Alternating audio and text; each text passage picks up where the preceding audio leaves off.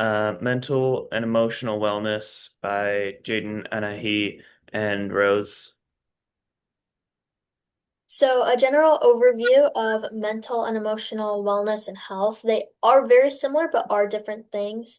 The Mental Health Foundation defines mental health as how individuals think and feels about themselves and their life, and that it affects how an individual copes and manages in times of adversity.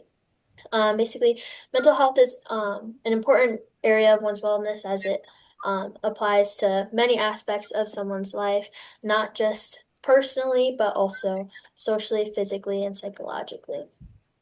And then emotional health is to have good emotional health or be considered to have good emotional health, you're able to cope with stressors in your life in a healthy way that don't have a major negative impact on your life. If your emotional health is not as good as it can be seen as overwhelming and lead to interferences in your day-to-day life and can also have some unhealthy coping strategies. It's overall the management of emotions and how they affect someone's life. Some of the common challenges are stress. Chronic stress overwhelms coping mechanisms and leads the individual to mental and physical exhaustion. Then anxiety, it causes difficulty concentrating and makes a person feel restless and causes rapid heartbeat. Depression interferes with motivation, relationships, and productivity. Sleep problems, they affect mood regulation, energy levels, and cognitive performance. Substance use deteriorates mental health and can cause dependency on it.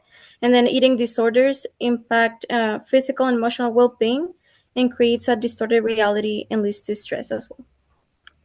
And then the connection between emotions and physical health. So, stress and negative emotions, they activate the body's stress response, which releases cortisol and adrenaline. Chronic stress can lead to hypertension, cardiovascular disease, and immune suppression. Emotions affect long term health outcomes. Emotional regulation and resilience are associated with longer life expectancy and reduced risk of chronic illness. And then feelings like happiness, gratitude, and optimism are linked to lower inflammation, better heart health, and a stronger immune function. Some helpful habits that help college students with their mental and emotional well-being were portrayed excellently in a study by Melnick in 2018. These categories were divided into diet, exercise, quality sleep, social interaction, and having a hobby. Diet, the first one and the most important one, is fueling your body with food that is a balance between gives you comfort and makes you feel good, and also giving your body the nutrients it needs to function, to feel better physically and mentally. Exercise being the second one. Any physical activity helps reduce the cortisol buildup.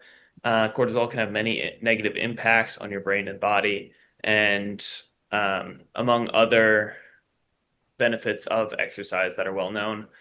Quality sleep, sufficient sleep refreshes your mind and allows your body to repair and heal itself, especially with academic stress. The amount of information that your brain is trying to obtain and retain is a lot. And so sleep helps you process that and keep it in your brain, which reduces a lot of stress later when you're trying to cram for a test.